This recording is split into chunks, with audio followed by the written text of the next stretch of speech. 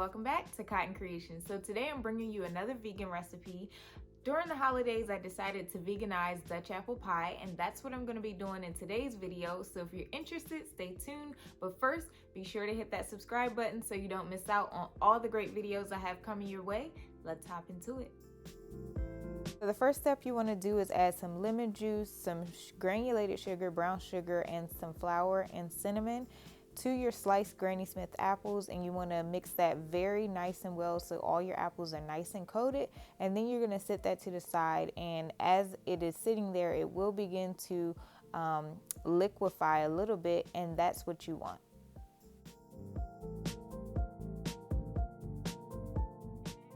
So next, what I'm going to do is start on the pie crust. I'm going to put some flour, some salt, some milk, and some oil together. And I'm going to go ahead and mix all of that until it begins to start to form a dough. Now the dough should not stick all the way together. You're going to have some pieces that are not wanting to stick, which is what you want because you want your dough to be nice and flaky. So once the mixture is starting to all the flour part of the mixture it has absorbed together, you want to go ahead and take it out of your bowl and put it on a wooden surface or a clean flat surface, and you want to begin to work your dough, and you want to work it for about 8 to 10 minutes. And then once you're done working the dough, that's when it's time to go ahead and roll it. I like to roll my dough in between 2 pieces of wax paper. So that's what I do. I put it in a ball, and then I flatten the ball down just a little bit, and then I take my rolling pin and I just roll it out and try to maintain a circular shape.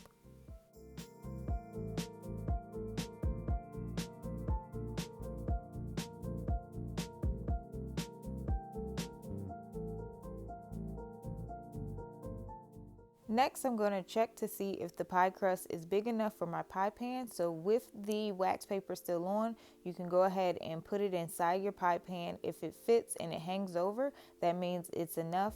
And you can go ahead and remove the back side of your wax paper and then go ahead and put it back in your pie pan. And then what I like to do, I keep the top wax paper on, and I like to press down my pie crust all the way down into my pie pan. And then I remove the wax paper. After that, I like to use a knife and I cut off the excess pie crust. Now with the excess, you can do whatever you want with that, or you can discard it, totally up to you. Now because I don't have that much practice with making homemade pie crust like my dad, I just do the fork trick for a little design. And now I'm going to put the pie crust in the fridge to chill. So next I'm going to start working on my crumble, which goes on top of the pie. I'm going to use some all-purpose flour, granulated sugar, and brown sugar. I'm going to use a fork to sift through that mixture and make sure it's nice and well blended, but also making sure the brown sugar is not in any clumps. And then I'm going to take some vegan butter. I'm using the new Country Crock plant-based butter with the olive oil in it. And I just slice that into some cubes. I'm going to add that to my flour mixture and make sure that the cubes are nice and coated. And I'm also going to use my fork to try and mash down and break down some of those cubes into smaller pieces. And this is what's going to help cook that mixture on top of your pie crust, or excuse me, on top of your apple pie, and give it a nice crunchy coating as well.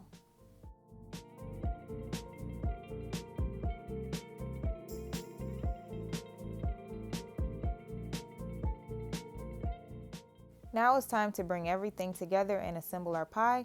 So with the apples, I'm going to give them a nice stir since it's starting to liquefy. That sugar is breaking down, and it'll be easier to make sure all the apples are nice and coated. And I'm going to grab that pie crust out the fridge. I'm just going to use my spoon to place the apples into the pie crust. I don't really do it in any organized way. I just put them in there because they'll eventually in the oven cook down and go into the crevices if I miss a particular place. And then after that, what I'm going to do is I'm going to take the crumble and I'm going to use a spoon, and I'm just going to spoon that all over top of the apples, getting the sides as well. And I typically use the entire amount of crumble. It may seem like a lot and too much, but I promise you it is not. And make sure with those apples you discard the extra liquid that is in the bowl. Don't put it in your pie crust because trust me, it's gonna have enough of the coating on it that it's not gonna miss out on that extra liquid. Then we're gonna pop it into the oven and let's check and see how our pie is looking. I usually bake mine between 50 minutes to an hour on the bottom rack. Very important because you want to make sure your pie crust is well done, nice and done. So you want it to cook mainly from the bottom up to the top. Ooh, look at those apples and that crumble. All right, so please let me know what you guys think of this recipe.